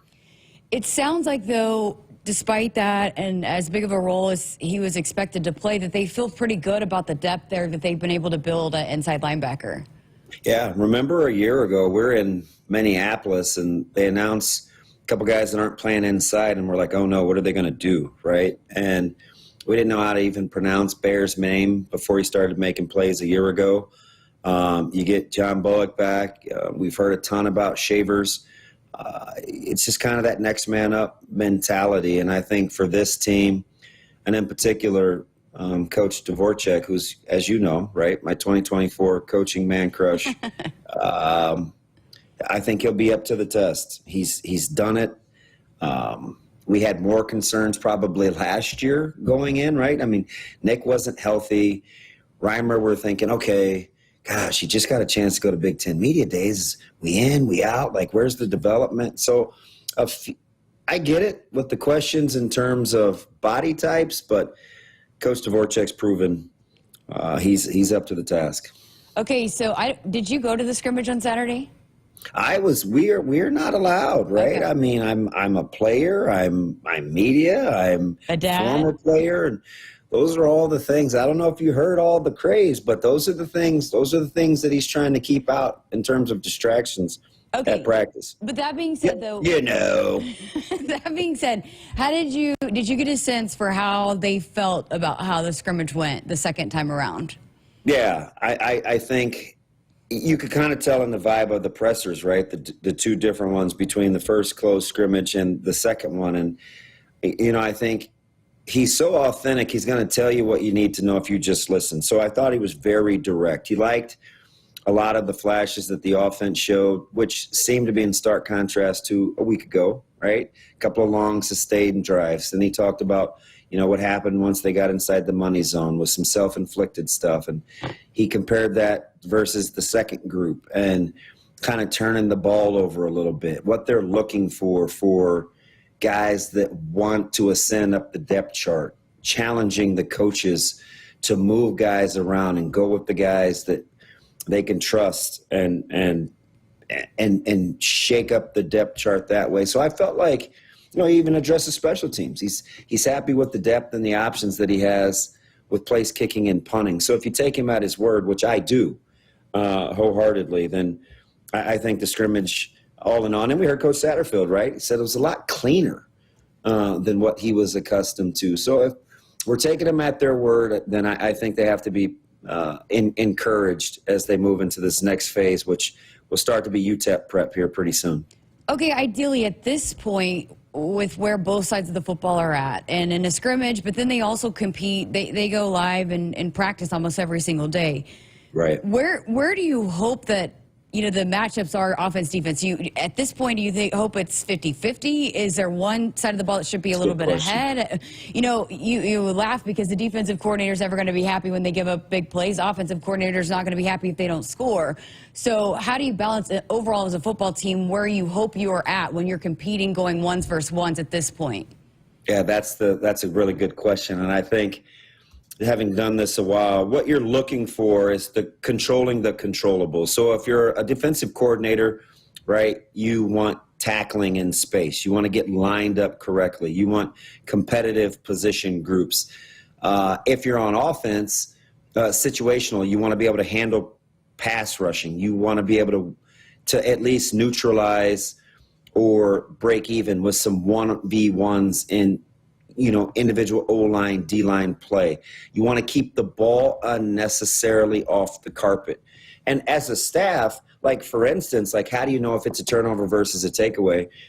If there's a good pass completion and a guy's tucking it and it's a bang-bang play and he gets stripped making a hustling play, right? You don't necessarily, tick for the offense, chalk one up for the defense. You're like, okay, these are two guys, plays coming down to the wire, it's contested. Let's learn from it. Coach Rule even got a little bit specific to your question. He said, you want to see us handle the pass rush while getting pressure on the quarterback, right? So you don't want whomever the quarterback is to have 5-6 seconds to throw, but you also don't want him cowering with pressure in a dirty pocket. So you're constantly assessing, controlling the controllables, and I think you kind of handle it that way. So another thing that's come up, it seems like almost every time Coach Rule meets with the media, he brings up another new name that's on the staff that's taking on a role and contributing in some way, shape, or form. Since the rule change over the summer and being allowed to have more guys coaching and hands-on with these guys, what's been your perspective of that and how that's changed practice and just what the staff's been able to do with the overall group? Yeah, just some quality guys, right? I mean, you're able to make some additions, and it's just like the depth chart. You want as many good players along that depth chart as possible, and you want as many quality coaches as possible, like a TJ Hollowell or some of these guys, where you're bringing in quality coaches into the program because you have room, and it only adds to your depth. You can take something off another coach's plate and let them specialize in this area. And you're starting to give autonomy so you don't have to kind of micromanage the program as a whole. The better people you bring into the program, the more trust you can have in divvying up responsibilities. Because if the staff is hiring correctly, you owe it to yourself to allow people to do their job, because that's why you brought them into the program to begin with. So I think the more depth that you can add to the staff, the more the staff can play to their strengths. Okay, another thing that he had brought up on Saturday, he very well could name the starting quarterback this week. What is it that they're looking for to be able to know, okay, it is time, we're ready to name this guy? Yeah, so I think up until this point, you want the temperament in the room to really set the tone for being unselfish, right? So whomever that starter is, you want to see the other guys respond accordingly. Like, let's say, if it's DR, whom we all think it's going to be, then you don't want him leading guys that don't want to be led. You don't want to see the ups and downs and kind of the EKG in that room emotionally. You want to see guys kind of fall in line is a little hard, but you want to see the pulse of the room beat in one similar fashion. And when you start to get that and can trust that they can handle what comes with the divvying up of the expectations, that's when you know that you can start to settle in. Somebody has to be able to handle being named the starter, and it's not always the non-starters that have a problem with that. Sometimes it's actually the starting quarterback. So I think you want to make sure that the temperament is right in this room across the board, because as it goes, so will, I think, the pulse of that football team. And so I think you probably would hear something this week. How does it change then, again, the approach to practice, how you're attacking, a game, any kind of practice plan, and just then game planning for the upcoming opponents? So I think maybe he gave us a little bit of a clue when he talked about we're still thinking like number twos or a guy that hasn't won the job yet. See, the culture is trying to be set in such a way where you want people to be the best versions of themselves every day. You don't let the environment dictate your behavior. So when you feel like, hey, listen, I know they may have named this guy a starter, or I'm number 3 on the depth chart, or I'm the number 2 corner, you don't want that to change how you do business. And coaches know going in, if the culture's right, and it truly is about being the best version of yourself day in, day out, and to have repetitive behaviors to the positive and being able to handle rigor in the day-to-day grind, you don't worry about what happens after somebody is named on the depth chart, because the same rules still apply before we called you what you are, a number 2 or a number 1, right? You're in full control of answering to what people call you. You give those names power. So while I may be the number 2 quarterback, that doesn't mean I have to be a second-rate version of myself. As long as those guys continue to be the best versions of themselves daily, that culture will go. It will handle and support what comes with movement and volatility on the depth chart accordingly. Yeah, absolutely. Well, you'd kind of mentioned this too, but it's not just the quarterback that we're waiting to hear who's going to be named starters at certain positions. Will that be the same? Do you think it's beneficial, or do you think that could be a battle going into game week on who's going to be the starting corner opposite of Tommy? Or do you think they'll start settling into some of those guys this week and at those other positions as well? Yeah, I think you have to, as you start to game plan for UTEP and those plans come to fruition, which I imagine they're either sprinkling in already or will start relatively soon. I would imagine you'd probably want to do UTEP prep starting maybe the tail end of last weekend and certainly going into the beginning of this weekend, because you wanted to scrimmage with kind of a freeing, hey, this is our offense, this is our defense, so guys could kind of give it one last shot at kind of who they are under duress. But now I think that plan is, so you want that corner back room to take shape. You want the running back room to take shape. Now, some positions are created a little different. If you want to play 2-3 running backs a game, which most coaches do, then that's okay. The starter may not be as important. But when you start talking about first-team reps, at that opposite cornerback spot or the inside linebacker spot, those guys need to get as many valuable reps with the game plan that's going to start to take shape as they prepare to take on UTEP. Okay, got one more for you. If you're Marcus Satterfield, and again, we heard Coach Rule saying that game prep for UTEP will start really this week, how is he going about building out his play call sheet and the plays that he wants to run in week 1? Is it going to be a little held back? Will it be tailored toward getting some of these guys some opportunities, some reps to feel comfortable? How will he go about designing what kind of offense he wants to call that week 1 out of the gate? Yeah, that's another good question. I think it's twofold. Actually, 2.5-fold. So the first two things go together. What have we liked that we put on film since we've been coming together as an offense? What are the plays that I think my guys are comfortable with? What's kind of some of the pet plays in terms of our offensive philosophy? Remember, he called it a pro-style offense, and they want to be able to be multiple within there where they want to still be able to run the ball. It was a very generic definition, but whatever that nomenclature, whatever the characteristics are of what he calls that, his players know. Okay, hey, these are some of the staples in this offense. So you want to be able to do those well. Then you have to look at UTEP as an opponent. Are they an odd front? Are they an even front? Hey, we may like to pin and pull, but if they like to play with our guards covered, what does that mean specifically for our run game? So you can get into those nuances based on what UTEP brings to the table, but the number 1 and 1A ingredients are, what's our core offense going to be, and what plays do I feel like our offensive personnel executes the best? Then you see how that fits in with how UTEP potentially wants to play you defensively. Great stuff as always, DB. Appreciate your time. And hey, the next time we talk to you, it'll be game week, finally. Yeah, looking forward to it. Can't wait. And Damon Benning with us here on Sports Nightly. Woodhouse has been a trusted partner in your everyday since 1975. Shop your next vehicle with the home team at Woodhouse and the official auto dealer of Nebraska Athletics. We're back with more on Sports Nightly coming up right after this.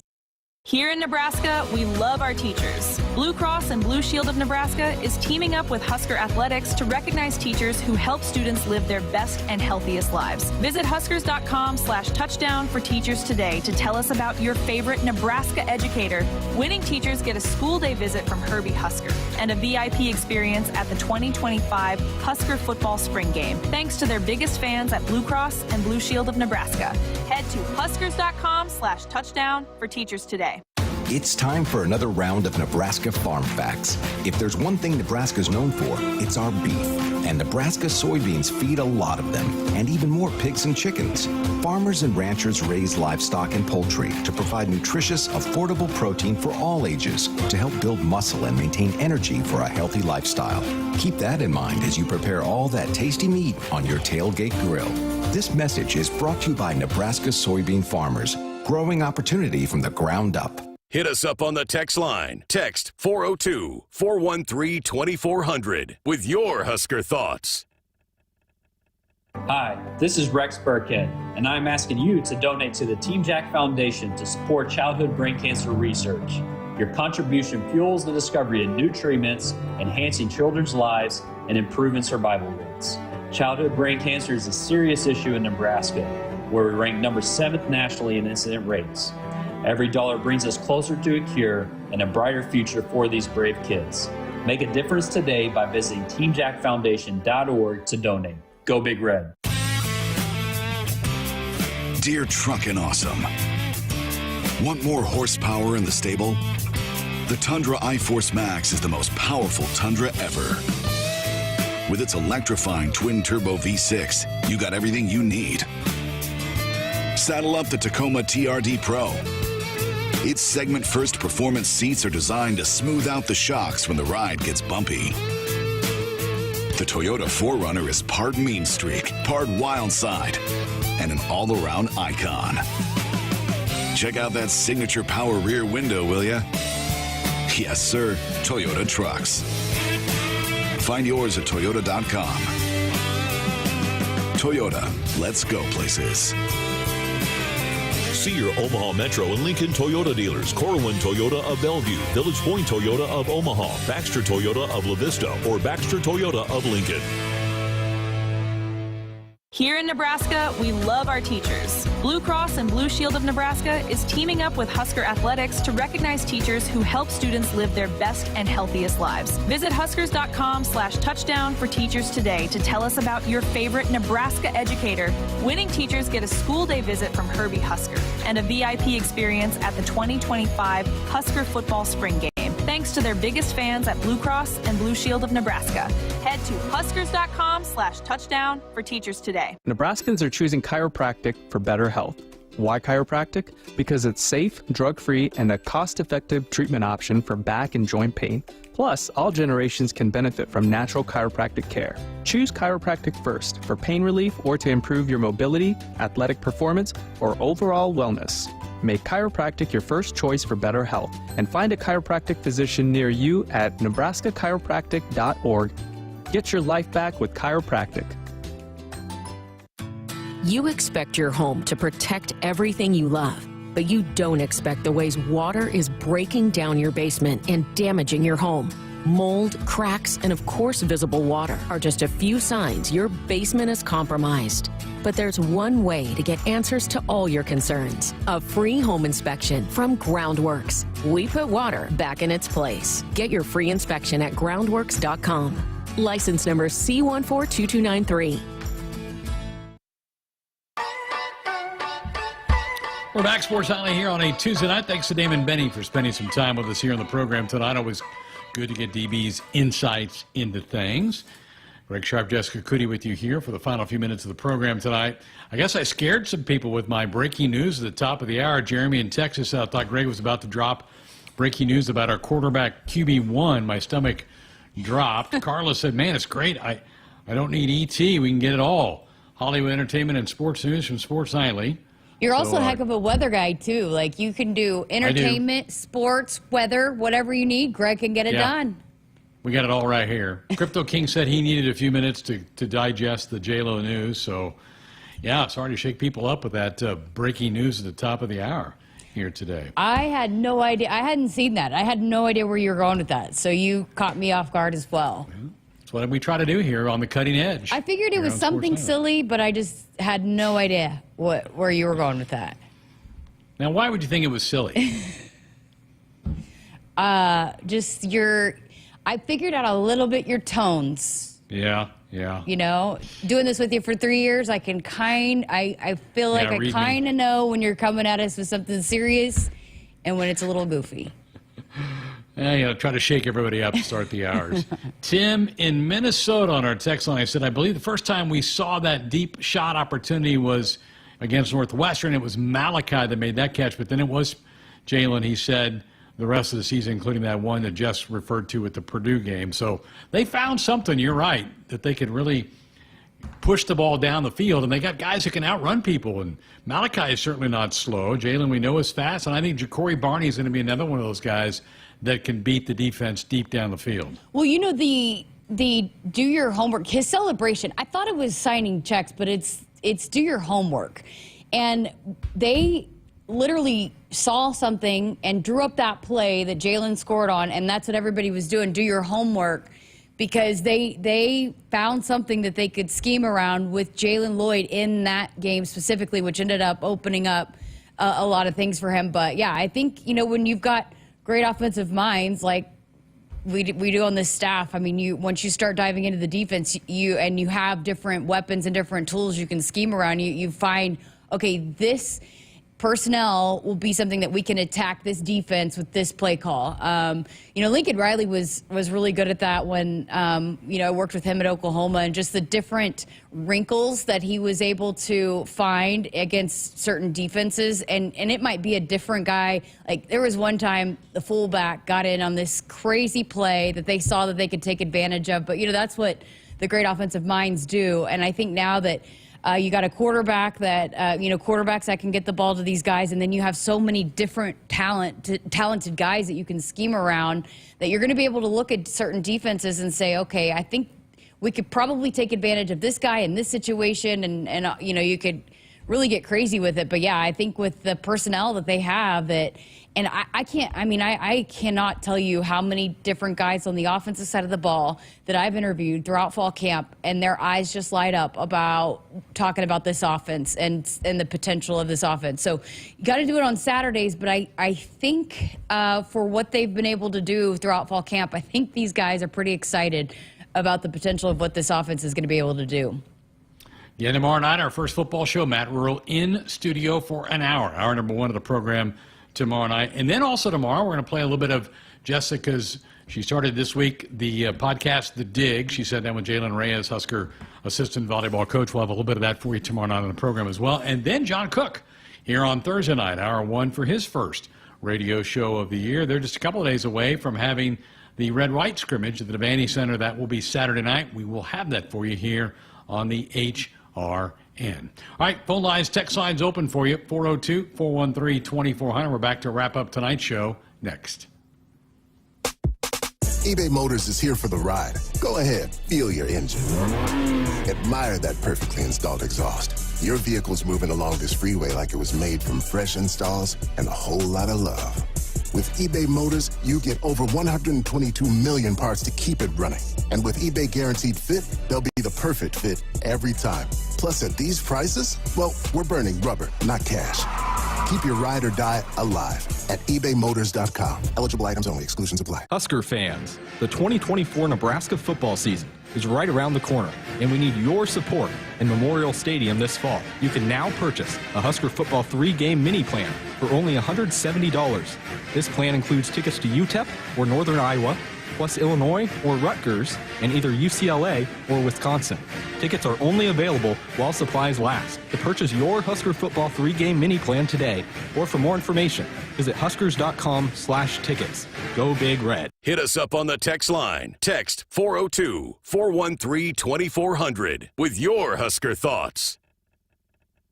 If you're driven by an adventurous heart, you're in luck. The 2024 Subaru Outback shares your spirit. It will take you as far as you want to explore with standard symmetrical all-wheel drive and up to 9.5 inches of ground clearance. Plus, 96% of Outback vehicles sold in the last 10 years are still on the road today. The 2024 Subaru Outback.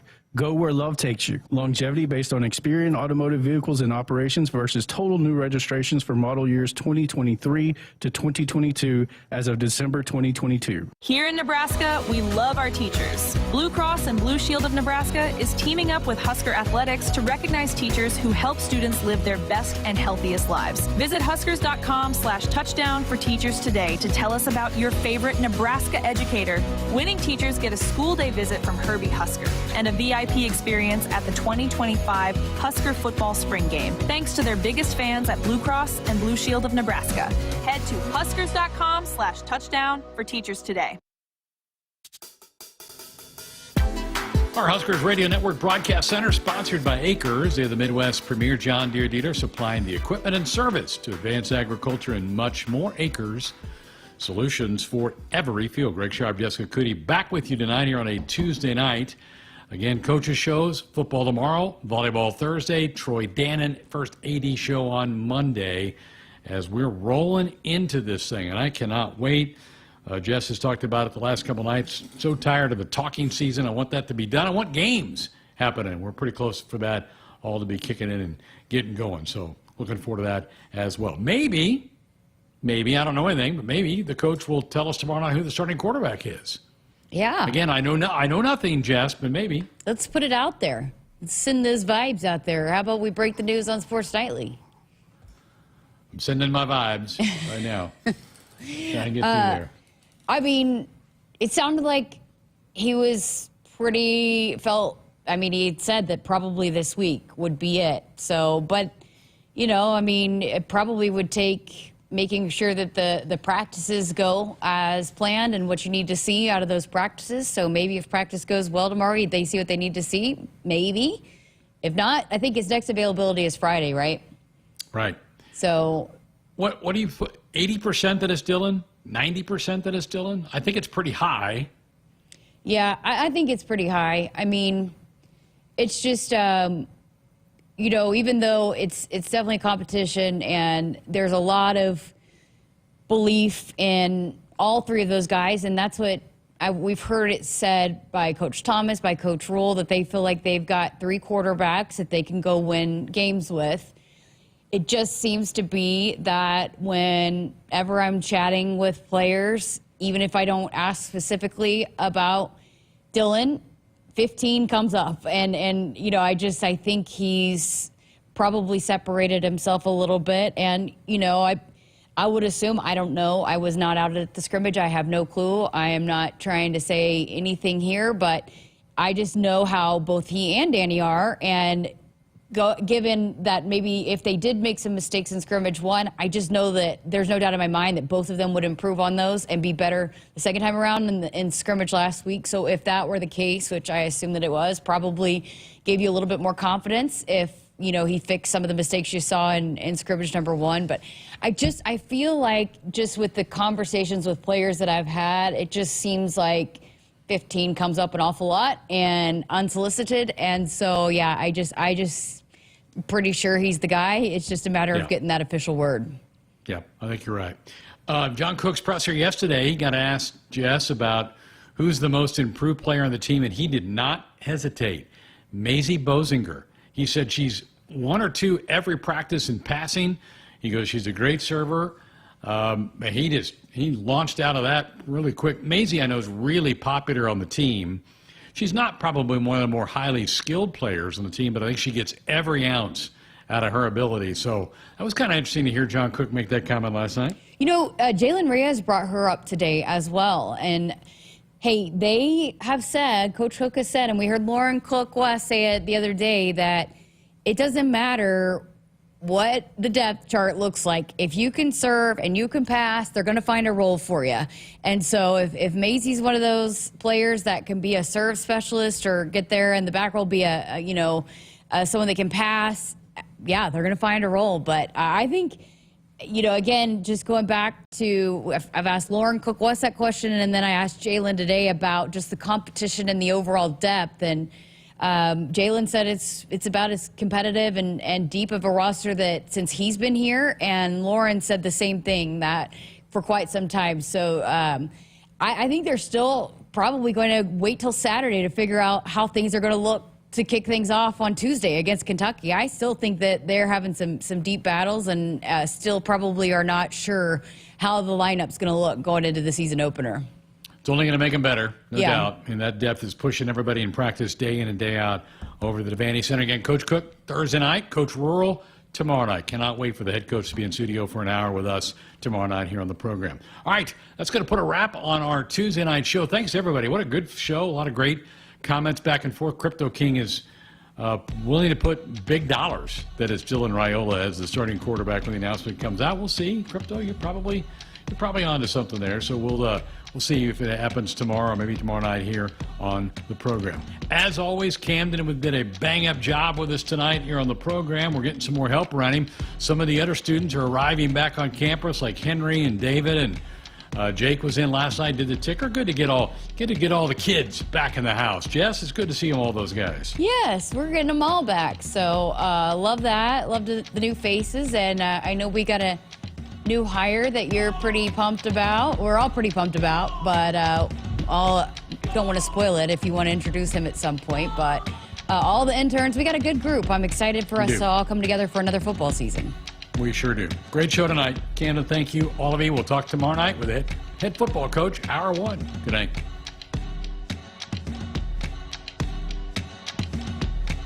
Hit us up on the text line. Text 402-413-2400 with your Husker thoughts. Here in Nebraska, we love our teachers. Blue Cross and Blue Shield of Nebraska is teaming up with Husker Athletics to recognize teachers who help students live their best and healthiest lives. Visit huskers.com/touchdown for teachers today to tell us about your favorite Nebraska educator. Winning teachers get a school day visit from Herbie Husker. and a VIP experience at the 2025 Husker football spring game, thanks to their biggest fans at Blue Cross and Blue Shield of Nebraska. Head to huskers.com/touchdown for teachers today. Experience luxury car buying like never before with Genesis of Southwest Omaha. Right now, lease the 2024 Genesis G70 Sport Advanced all-wheel drive for just $499 per month. Get started online at southwestomahagenesis.com and shop our current offers happening right now. Or visit our showroom at Village Point today. 36 months, 10,000 miles per year with approved credit. Tax, title, license extra. $2,999 down plus first payment and $299 doc fee due at signing. Offer expires August 31st, 2024. See dealer for details. Nebraskans are choosing chiropractic for better health. Why chiropractic? Because it's safe, drug-free, and a cost-effective treatment option for back and joint pain. Plus, all generations can benefit from natural chiropractic care. Choose chiropractic first for pain relief or to improve your mobility, athletic performance, or overall wellness. Make chiropractic your first choice for better health and find a chiropractic physician near you at nebraska-chiropractic.org. Get your life back with chiropractic.